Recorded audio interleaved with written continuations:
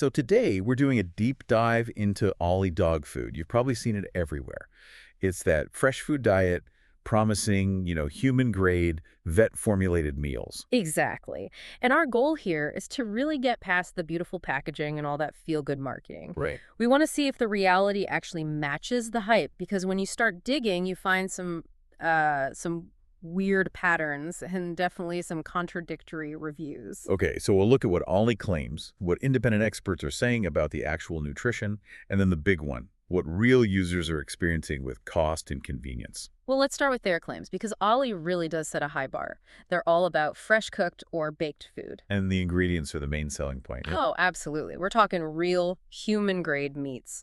So named sources like turkey, chicken, beef, lamb, even specific organs like liver. They make a big deal about avoiding vague stuff like meat meal or just useless fillers. And it's all personalized based on your dog's weight and activity level. Yep. So on paper, that all sounds fantastic. But, and there's always a but, our sources point to this huge nutritional question mark. Hmm. So a veterinary nutrition team did a review, and on the one hand, Ollie scores really, really well.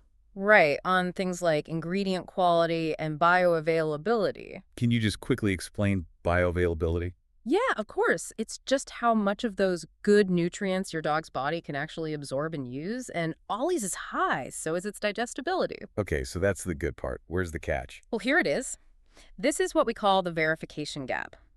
Even though experts formulate the diet for balance, the company doesn't publish its own AAFCO feeding trial data. And that's the big one. That's the long-term study that proves a food can actually sustain a dog, right? Not just that the label looks good. Exactly. It's the gold standard for proving a diet is safe and complete for a dog's whole life. And without that peer-reviewed data, some experts are understandably hesitant to give it a full endorsement. It does make you wonder why they'd skip that step. Ugh. And another thing to note is the actual nutritional profile. These fresh meals tend to be way higher in protein and fat than your standard kibble.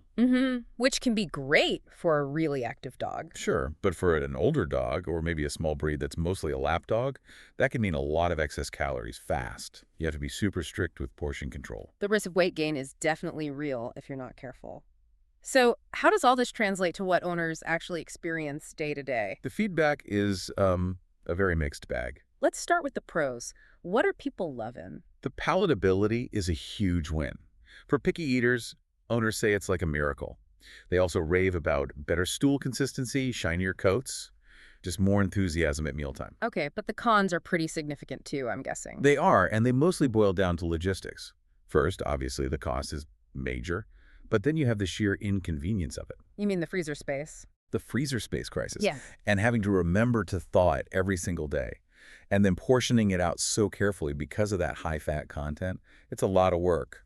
So when you connect all those dots, you start to see that, when you compare Ollie to a really high-quality, scientifically validated kibble, the advantage starts to look a bit marginal. Yeah, it's not some kind of wholesale nutritional revolution. Right. You're paying a huge premium, mostly for that palatability and knowing exactly what the ingredients are. You aren't necessarily getting a guaranteed better long-term outcome. So for you listening, what this really means is Ollie could be amazing if your top priority is getting a super picky dog to eat, or if ingredient transparency is everything to you. But if you're looking for that long-term scientific validation, the sources suggest it's probably best to see it as a premium supplement or a topper, not necessarily a full upgrade worth the huge cost and effort. Which brings up a really interesting question for you to think about. When you're picking a diet like this, how much weight should you put on those immediate, visible things, like your dog loving the food and getting a shiny coat, versus that independently verified long-term science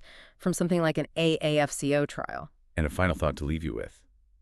No matter how premium the marketing is, because of that dense calorie load, you have to monitor your dog's portion sizes and their conditions so carefully. Don't just assume expensive packaging means you can set it and forget it.